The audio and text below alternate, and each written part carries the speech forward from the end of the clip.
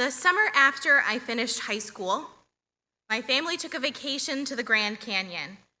And on our way there, we drove through stretches of desert in Arizona and Nevada.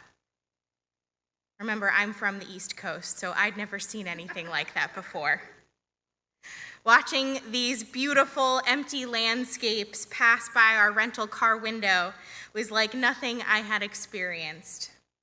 Up until that moment, everything in my perfectly ordered life had been full of trees and bushes and gently rolling green hills. And here we were surrounded on all sides by openness. There was sky in every direction. The desert was open and barren and beautiful, and it was overwhelming. And that is where the Israelites find themselves this week. They are in the desert. This week we read Parashat Bamidbar, the first portion in the book of Numbers. Bamidbar means in the desert or in the wilderness. The Israelites are in the wilderness, or still in the wilderness as it were, and we can imagine how they might feel Bamidbar in the wilderness. They've already been on this journey from slavery in Egypt to freedom in the Promised Land for months, and they don't know how much longer it's going to take. God directed them to take the long way through the wilderness. There was a direct route to the Promised Land, and we know that our ancestors didn't take it. And so let's put ourselves in the Israelites' shoes. Let's imagine being in the wilderness. And the metaphor isn't impossible to apply at the moment. We might be feeling a little lost about a lot of things in our lives. We're still in a pandemic. We're navigating cyber attacks and confusion. We're living in a time of unprecedented pain in the world.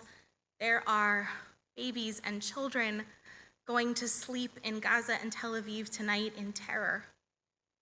We are lost. We are wandering in the wilderness. And instead of trying to find a solution, instead of trying to find ways to heal, we're fighting with each other on the internet. We're sharing memes that try to take a complex situation and reduce it to a few digestible bites. We call people names for the things that they believe rather than asking them about it, rather than opening up to them.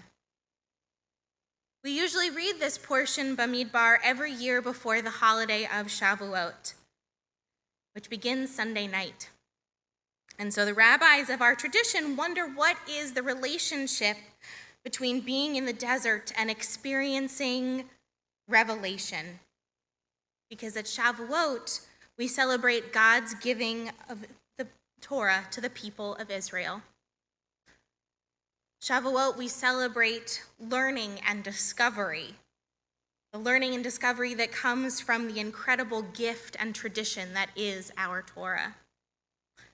So why does this experience happen Bamidbar? Why does revelation only happen in the desert? A rabbi from the Talmud, Rav Yosef, once asked his arrogant student Rava to explain the meaning of the Israelites' travel in the wilderness to multiple locations. Rava responded that once a person makes themselves like a wilderness, deserted before all, Torah is given to them as a gift.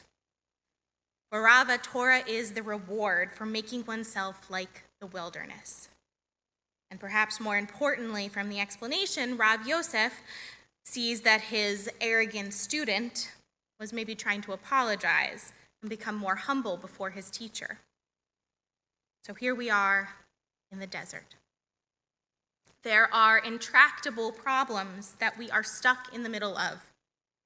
All week I've been watching what is happening not just in Israel, but the whole world around us, and my heart breaks because it's awful. And it's awful because I don't know what the answer is. Do you? Does anyone? It's so awful and complicated and painful that we can't even talk about it, for fear that we might discover that we disagree with the person we're sitting next to. And then we would have to call them names to their face instead of on the internet. Like Rava, Rabbi Bachia, a medieval commentator, suggests that the people received Torah in the desert in order to teach us that a person doesn't attain revelation until they have made themselves empty and abandoned like the wilderness. So what does that mean for us? How can we make ourselves empty and abandoned like the wilderness? Dr. Eitan Fishbane, a professor of Jewish thought, equates the idea of wilderness with a legal concept in Judaism known as hefker. Hefker usually means ownerless. And Fishbane explains that a heart infused with divine Torah arises through a person's mindful cultivation of their own interior wilderness. One should seek to attain the level of hefker, of feeling unbound by the pride and ego of ownership, of being unattached. In a hefker consciousness, he says, we train our spiritual sight to see God that dwells beneath the surface. So think of how you're feeling right now. I asked you to imagine yourselves like the Israelites, lost and wandering, perhaps feeling a little vulnerable and scared. But it's time for us to reclaim the desert. The desert is open. The desert is where revelation happens. The desert is where we allow ourselves to be open to change and to the possibility of challenging new ideas.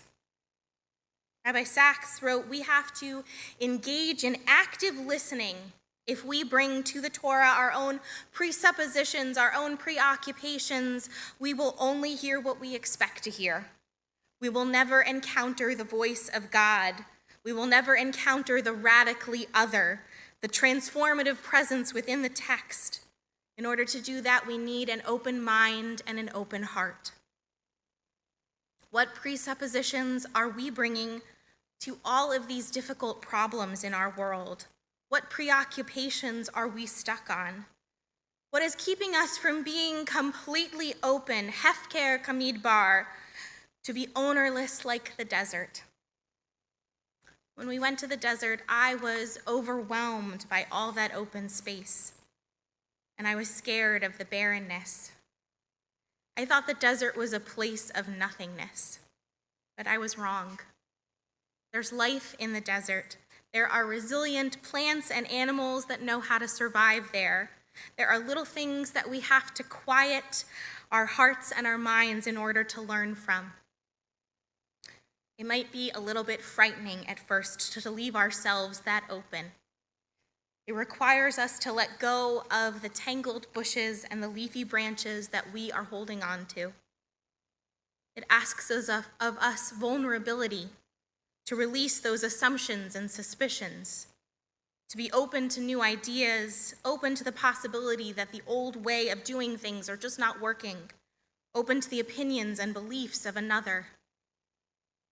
But it's only then when we are able to do that that there is the possibility of true revelation, of hearing those unheard voices, of being transformed by an undiscovered idea, of being able to find the true learning beneath the surface. And it's not just about Israel. The fact is that every moment our minds and our hearts are cluttered. We have so much in our world, in our society, in local community, in our families, in our own personal lives that feel unsolvable, that we feel so very stuck and lost. We need revelation. We need to, as Sachs suggests, be open to the radical other. But we will never find that sense of peace and purpose until we can let go. Until we can stop being afraid of the desert, until we can embrace it. Embrace the untold possibilities that the desert presents. So let's start with just this Shabbat. Maybe even just this evening. Make yourself open like the wilderness. Be ownerless like the desert. Because come Sunday night, we get Shavuot. We get Torah. And we want to be ownerless this weekend so that we can experience the wonderful revelation that is yet to come. Shabbat Shalom.